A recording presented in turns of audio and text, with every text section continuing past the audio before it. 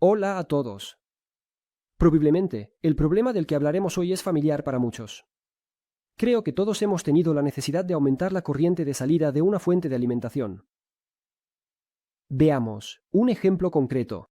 Tienes un adaptador de corriente para portátil de 19 voltios, que proporciona una corriente de salida, bueno, supongamos, alrededor de 5 A. Y necesitas una fuente de alimentación de 12 voltios con una corriente de 8 a 10 A. Pues bien, yo también necesité una vez una fuente de alimentación de 5 voltios.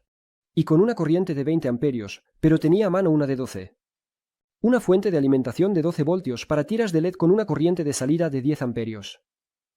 Decidí modificarla y de paso mostraros cómo hacerlo. Sí, montar la fuente de alimentación necesaria desde cero o usar el bus de 5 voltios de cualquier fuente de alimentación de ordenador barata. Por supuesto, es posible. Pero creo que a muchos les será útil saber cómo aumentar la corriente de salida o, en términos coloquiales, el amperaje de casi cualquier fuente de alimentación conmutada. Además, no siempre es necesario buscar la fuente de alimentación adecuada. Por lo general, las fuentes de alimentación para portátiles, impresoras, todo tipo de adaptadores, alimentación de monitores, etc., se fabrican con esquemas de un solo ciclo. La mayoría de las veces son de tipo flyback y en su construcción no se diferencian entre sí. Puede que haya una configuración diferente, un controlador PWM diferente, pero el esquema es el mismo. El controlador PWM de un solo ciclo suele ser de la familia UC38. Un transistor de efecto de campo de alto voltaje que impulsa el transformador y en la salida un rectificador de media onda en forma de un diodo Schottky simple o doble. Después de él, un inductor, condensadores de almacenamiento y un sistema de retroalimentación de voltaje. Gracias a la retroalimentación, el voltaje de salida está estabilizado y se mantiene estrictamente dentro del límite establecido. La retroalimentación generalmente se construye sobre la base de un optoacoplador y una fuente de voltaje de referencia TL431. El cambio en la resistencia de los resistores del divisor en su circuito lleva a un cambio en el voltaje de salida. Esto fue una introducción general. Ahora, lo que tenemos que hacer. De inmediato digo que no aumentaremos la potencia. Este bloque de alimentación tiene una potencia de salida de aproximadamente 120 vatios. Nosotros vamos a reducir el voltaje de salida a 5 voltios, pero a cambio aumentaremos la corriente de salida al doble. 5 voltios a 20, y al final obtendremos una potencia calculada de aproximadamente 100 vatios. No tocaremos la parte de entrada o de alto voltaje del bloque de alimentación. Todas las modificaciones afectarán solo a la parte de salida y al propio transformador. Para empezar, quité los condensadores electrolíticos que estaban en la salida del bloque para reemplazarlos por condensadores con baja resistencia interna. Pero más tarde, después de verificar, resultó que los condensadores originales también eran buenos y tenían una resistencia interna bastante baja.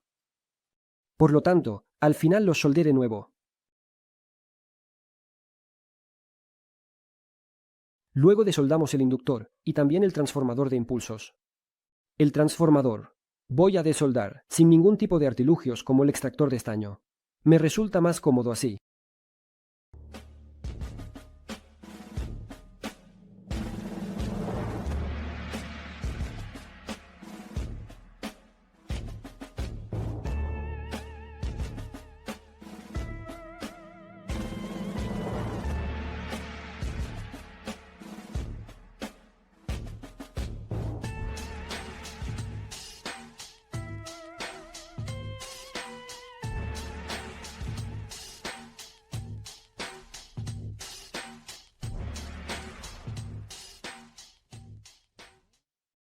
El rectificador de diodos es bastante bueno, de 20 amperios.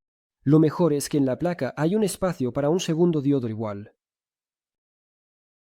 Al final, no encontré un segundo diodo igual, pero por suerte, recientemente llegaron de China diodos exactamente iguales, solo que en un encapsulado ligeramente diferente. Inserté un par de ellos, añadí un puente, reforcé las pistas, y así obtenemos un rectificador de 40 amperios, es decir, con un margen de corriente del doble. Puse diodos de 200 voltios, pero no tiene ningún sentido. Simplemente tengo muchos de esos. Arriba puedes poner conjuntos de diodos normales, Schottky de una fuente de alimentación de ordenador con voltaje inverso. 30 a 45 voltios y menos. Terminamos con el rectificador. Seguimos. Adelante. El inductor está enrollado con este tipo de cable. Lo desechamos y tomamos este tipo de cable y enrollamos alrededor de 5 vueltas.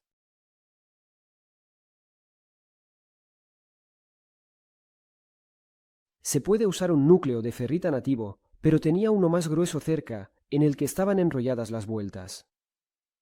Es cierto, el núcleo resultó ser un poco largo, pero más tarde romperemos todo lo que sobre. El transformador es la parte más importante y responsable. Quitamos la cinta adhesiva, calentamos el núcleo con un soldador por todos lados durante 15 a 20 minutos para aflojar el pegamento y sacamos cuidadosamente las mitades del núcleo. Y dejamos todo esto durante unos 10 minutos para que se enfríe.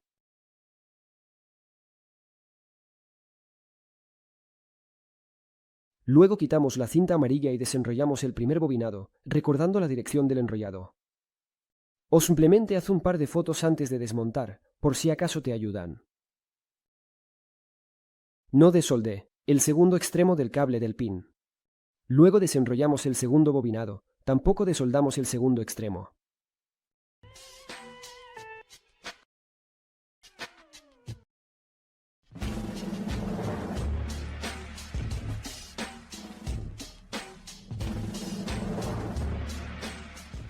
Después de esto, tenemos delante de nosotros el bobinado secundario de potencia en persona. Es precisamente lo que estábamos buscando. Eliminamos completamente este bobinado. Consiste en 4 vueltas, enrollado con un haz de 8 cables. El diámetro de cada uno, mm. El nuevo bobinado secundario que vamos a enrollar contiene solo una vuelta y media, ya que solo necesitamos 5 voltios de tensión de salida. Lo enrollaremos de la misma manera.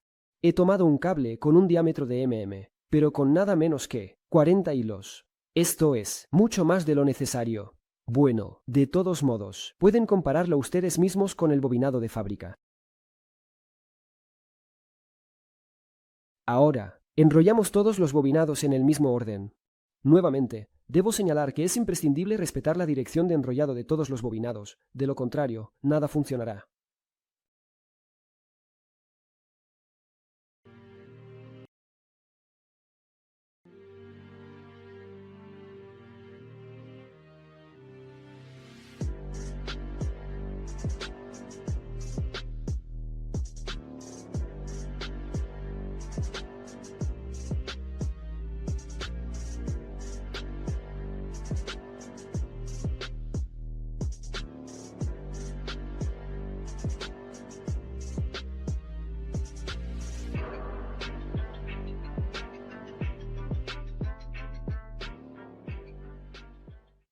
Es recomendable estañar los hilos del bobinado secundario antes de comenzar a enrollar. Para mayor comodidad, dividí cada extremo del bobinado en 2 grupos para no tener que perforar agujeros gigantes en la placa. Agujeros para la instalación. Una vez que el transformador está instalado, encontramos el circuito integrado TL431. Como mencioné anteriormente, es precisamente este el que determina el voltaje de salida. En su circuito de polarización encontramos un divisor. En mi caso, una de las resistencias de este divisor está compuesta por un par de resistencias SMD conectadas en serie. La segunda resistencia del divisor está situada más cerca de la salida. En mi caso, su resistencia es de 20 ohmios. Desoldamos esta resistencia y la reemplazamos por un ajustable de 10 ohm. Conectamos la fuente de alimentación a la red, asegurándonos de hacerlo a través de una lámpara incandescente de seguridad con una potencia de 40 a 60 W. Al salir de la fuente de alimentación, conectamos un multímetro, preferiblemente una pequeña carga. En mi caso, son lámparas incandescentes de baja potencia de 28 voltios. Con mucho cuidado, sin tocar la placa, giramos el resistor ajustable, hasta obtener el voltaje deseado en la salida.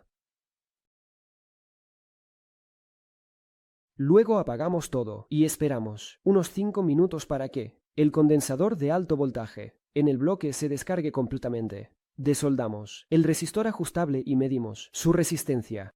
Después lo reemplazamos por uno fijo o lo dejamos, como hice yo. En este caso, también tendremos la posibilidad de ajustar la salida, aparezca. Después de todo esto, cargué un poco el bloque, primero con una bombilla halógena de coche, luego con lámparas infernales de un proyector de cine. Todo esto se hace para entender que tan bien funciona la retroalimentación. Y, como pueden ver, el voltaje de salida se mantiene firme. Después es necesario reforzar las pistas en el circuito secundario. Es recomendable armarlas adicionalmente con alambre. Las corrientes aquí serán ya el doble de lo que eran antes. Antes de volver a ensamblar todo, soldé adicionalmente la placa, aunque la soldadura de fábrica ya era bastante buena. Aplique pasta térmica en el transistor de potencia y en los diodos del rectificador.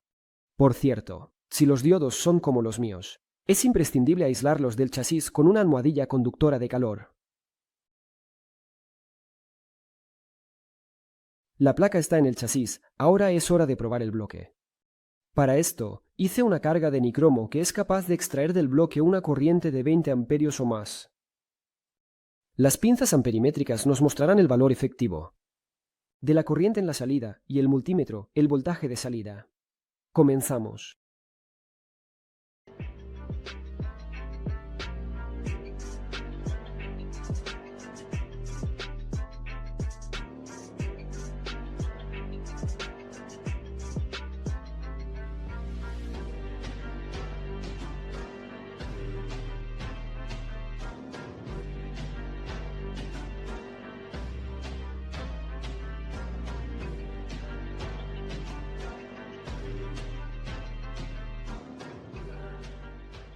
Acabamos de extraer del bloque una corriente de más, de 20 A, y sin caída del voltaje de salida.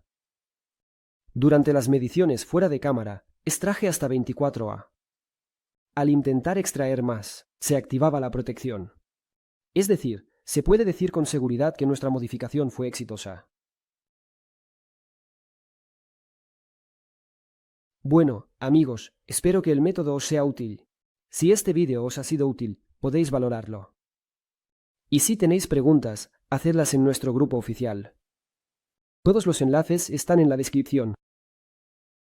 En los próximos vídeos descubriréis por qué necesitaba una fuente de alimentación de alta corriente de 5 voltios. Y con esto me despido. Bueno, y como siempre, con vosotros estuvo Casian acá. Y hasta la próxima. Adiós.